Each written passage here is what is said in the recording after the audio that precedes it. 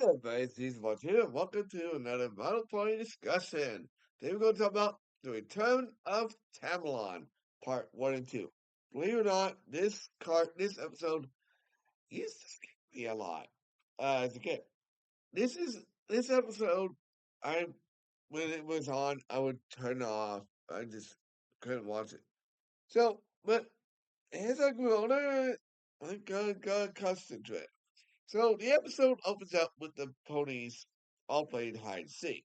Now, obviously, since last episode, Sweet Stuff and Treasure Hunt, they decided that winking out is against the rules. So they said to the unicorns that no more winking out. But as they play, Baby Ribbon isn't able to find. By the way, Baby Ribbon is a big unicorn who can't wink out very well. And when she's seen, winks out. Basically, what happens is her body when she winks out, she can't wink back in fully. So eventually, they tell her not to do it. They tell her not to do it again, and then she does. And as the game goes on, Miriam does it again, but this time she doesn't wink all the way back in. So um, they Megan gets worried, but everybody tells him, "Well, unicorn." And is worried, but Megan tells him that's not dumb. The Bluesons, and so actually before that, Galaxy decides to go and find them, but Megan, tells him not to, and she does it anyway. Anyway, so eventually, I don't know how long has passed, but Megan tells everybody to tell everybody no all the unicorns not to wink out. So they go around looking for people for unicorns. They go to the nursery, um, and baby Gussie winks out. Baby busy, right? But busy winks out because he wants to cross the water after being told to just use the rocks. And then um, Dusty, not wanting to wait to go to lunch, winks out as well, according to Megan. So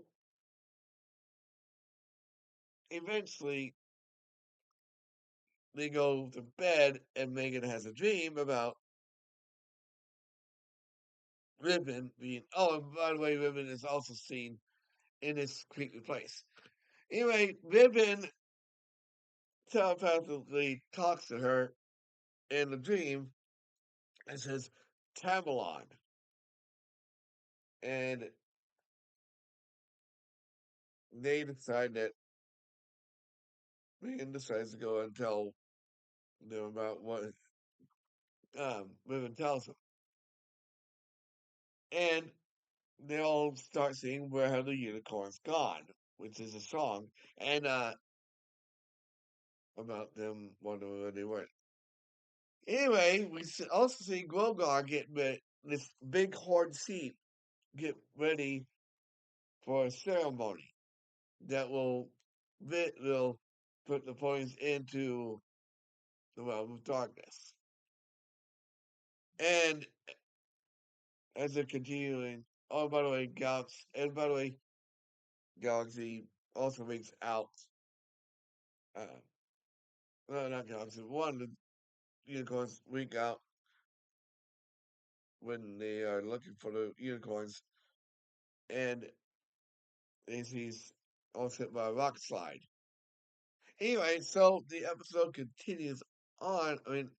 And eventually, Teflon is seen which ends part one. Part two goes on, but is continues from where that part left off. And Megan and the others are run away from Grogar, who's capturing all the ponies.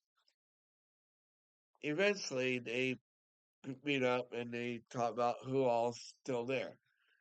So the flood ponies are captured, except for Kipniat and the other, I don't remember her name.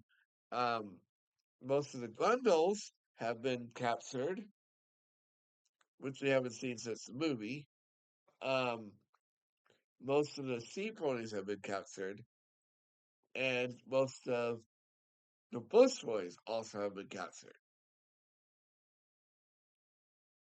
So they decide to figure out a way to get in. First, they try burrowing. The Grundles try burrowing under, but obviously they take the wrong turn. Then the bush boys try to go in as tumbleweeds, but the Troggles see them as target practice. Then Megan and Lofty go in to see, try to figure out how to get them out. And they, and the others are getting out of the dungeon, thanks to the help of gods, of the unicorns. By the way, I was going to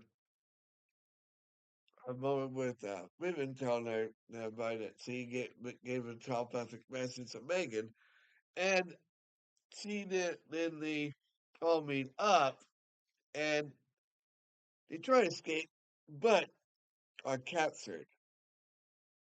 Then, of course, except for Forget Me Not, I think that's the one that would. But anyway, she goes back and reports says that everybody's been captured except for her, which ends part two. Tomorrow, we're going to talk about part three and four. Like, comment, subscribe, share. I'll see you guys on the next video.